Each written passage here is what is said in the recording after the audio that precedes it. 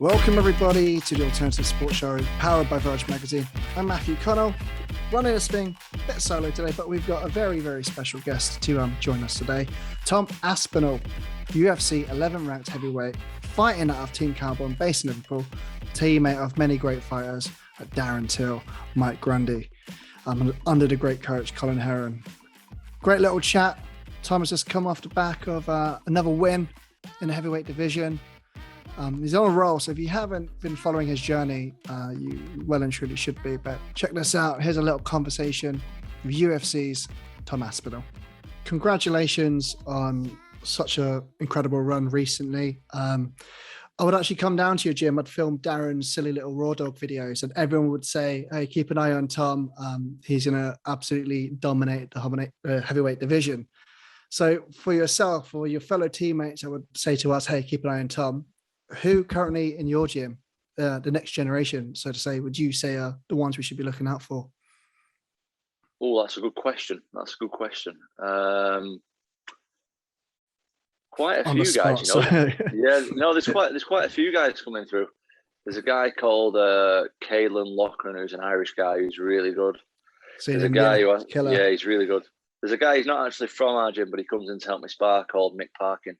I think he's like 3 or 4-0 as a pro. I think he's fighting soon as well.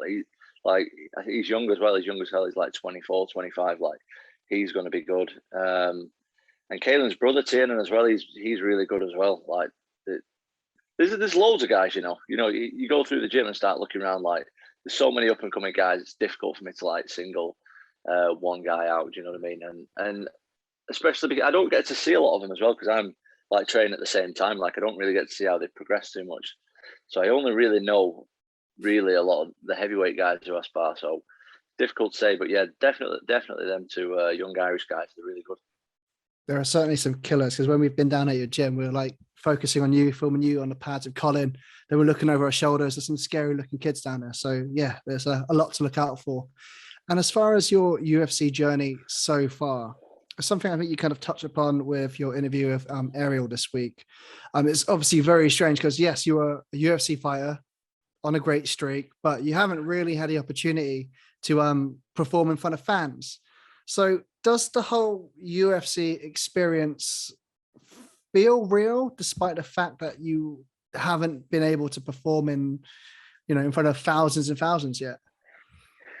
No, I don't want to. I was saying this all last week. Like, I don't want to get in the top 5 and start moving up towards title contention without fighting in front of people. Like, because I don't know how I'm going to react to how I'm going to be in front of like 20, 30,000. I have no idea. Like, I don't know. And I don't want to experience it for the first time, like when I'm fighting someone like really, really good as well. Like, I need to start getting used to that, like, now, really. Like, in my next few fights before I start stepping up and fighting like the top 3 or 4 guys or whatever. So yeah, I need to experience that. I definitely need to experience that, because I know it like, it's a big factor. I need to experience it. And last thing from me, you spoke about how you saw Andre Arlovski's weigh in, manifested it. You fought the man, beat the guy. Who do you think, when the time is right, who do you envisage will be UFC champion when it's your time to be the challenger? I think it's going to be Cyril Gane. I highly rate him. I think his skill set is like far superior to anybody else in the division. I'm not saying he can't lose, because this is heavyweight MMA. Do you know what I mean? There's so many ways to lose anyway. When you get massive guys in there with tiny little gloves on, like, anyone can lose at any time. But as far as skill sets and stuff like that, I just think he's far superior to most of the other guys. So yeah, I'm sure me and him are going to fight at least a couple of times in years to come. Of course, football dominates everything in the world of the UK, and we've seen many greats hit many lows post-retirement, business-wise and whatnot. For yourself as a fighter, now you're 4 fights into UFC, has the approach changed, or how you are as a businessman? Because of course, it's now the interviews are flowing, new followers, and of course you are quite aware of longevity. So I was just interested to hear how, now you're in and amongst it, if you have changed your approach. Yeah, I'm trying to. The aim is to like earn money outside of fighting as well as just fighting.